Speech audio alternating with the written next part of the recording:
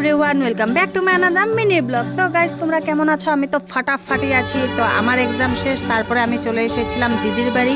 আর guys এখন তো December মাস, ঠান্ডার সিজন, ঠান্ডার মশরুম, তো সবাই এখন পিকনিক খাবে, অনেক জায়গায় ঘুরতে যাবে। তো আমি তো ঘুরতে গেলাম না, আমি চলে আসলাম দিদির বাড়ি। আর ঝটপট এইসব পিকনিকের প্ল্যান বানানো হলো। আমার দিদি উৎসাহ দিয়ে সবাইকে রেডি করেছে পিকনিকের জন্য। তারপর সন্ধ্যাবেলা আমরা মোমোর স্যুপ আর গাইজ চপ পকোড়া এইসব আমরা খেলাম। আর রাত্রের বিরিয়ানি বানানোর জন্য সবাই সবকিছু রেডি করছিল, আর এখানে সবাই মিলে একসাথে ডান্স করছিল গাইজ।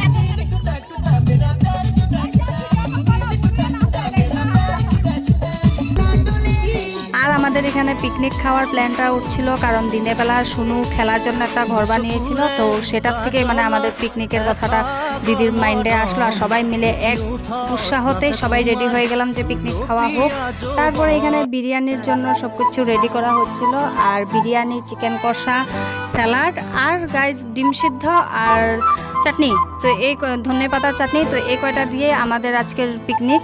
আর এইখানে দেখো গাইজ রান্নাও বসিয়ে দিল কাঠের উনুনে। আর এখানে আমরা সবাই টুকটাক করে সবাই একটু হাতে হাতে কাম করছিলাম, এই আলু পেঁয়াজ রসুন এইসব তুলা, মশলা করা। আমি, বৌদি, দিদি, মন সবাই আমরা যে ছিলাম মেয়ে মানুষ সবাই আমরা পিকনিকের জন্য করেছিলাম।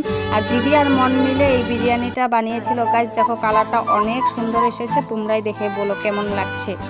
তারপরে সবাই মিলে মজা করতে করতে আমাদের বিরিয়ানি বানানো রেডি, প্রস্তুত হয়ে গেল। আর এখন আমরা সবাই মিলে একসাথে খেতে বসেছি, এই যে আমি, জিজু আর সবাই একসাথে গাইজ। আর ক্যামেরা দেখে সবাই লজ্জা পাচ্ছিল। তারপরে আমরা খেয়ে দিয়ে একটু আগুনের সামনে সবাই একটু হাত পা গরম করছিলাম। আর তোমরা কারা কারা এমন ঠান্ডার মৌসুম পড়তে না পড়তে পিকনিক বা সবাই একসাথে মিলে এরকম বাইরে উনুনে রান্না করে খেয়েছো কমেন্টে বলো, আমরা খাই।